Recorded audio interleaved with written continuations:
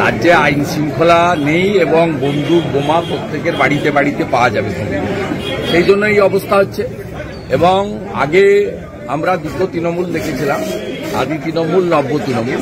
এখন দুটো নতুন প্রজাতি তৈরি হয়েছে, আক্রমণকারী তৃণমূল, আক্রান্ত তৃণমূল।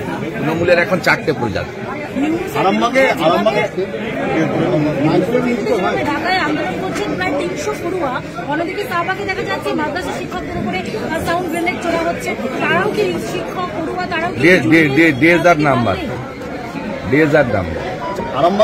দেখতে থাকুন, পালাবে ওটা।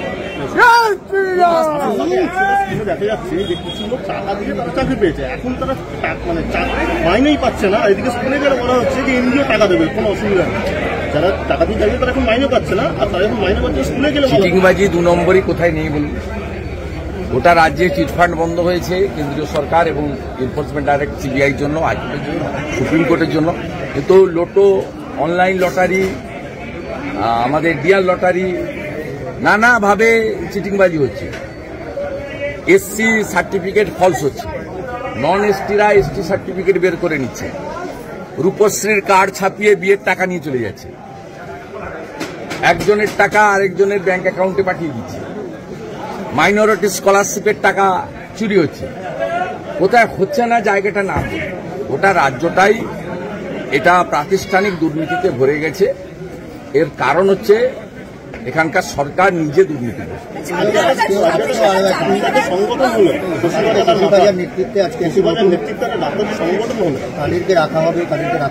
হ্যাঁ, সন্দীপ ঘোষকে নেতৃত্ব দিলে ভালো। আমি আশা করব মাননীয় শশী পাঁজা মহোদয়া সন্দীপ ঘোষকে সাথে নিয়েই এগিয়ে যাবেন। বারে বারে অভয়ার মতো কাণ্ড ঘটবে হসপিটালে, ভালোই।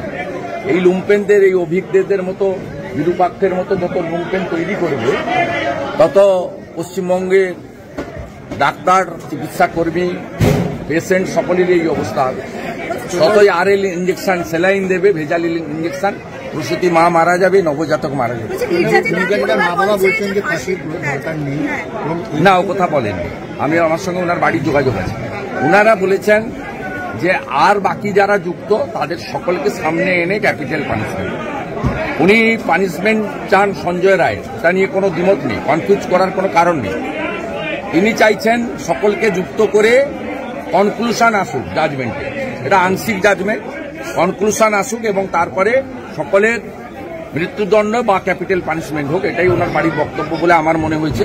এটা নিয়ে কনফিউশনের কোনো ব্যাপার নেই। আর ওনার বাবা মার সব বক্তব্যকে আমি সমর্থন করি। গতকাল করেছি, আজ করছি, আগামীকাল।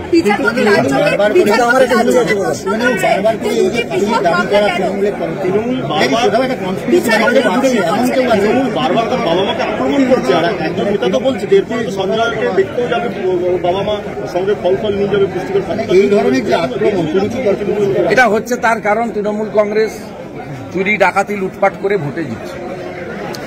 আপনি এখানে যত মানুষকে দেখেছেন ধর্মীয় প্রোগ্রামে, রাজনীতির প্রোগ্রাম হলে আসতে পারবে না।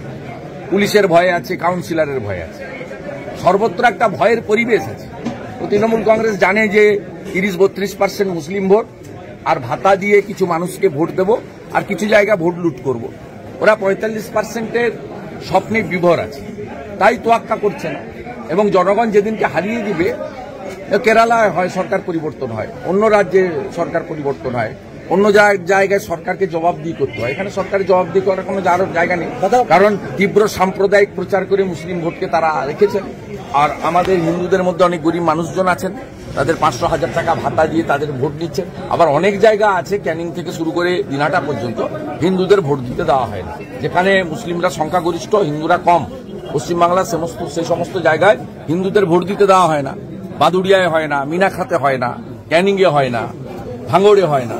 এই জন্য ঔদ্ধত্যের বহিঃপ্রকাশ।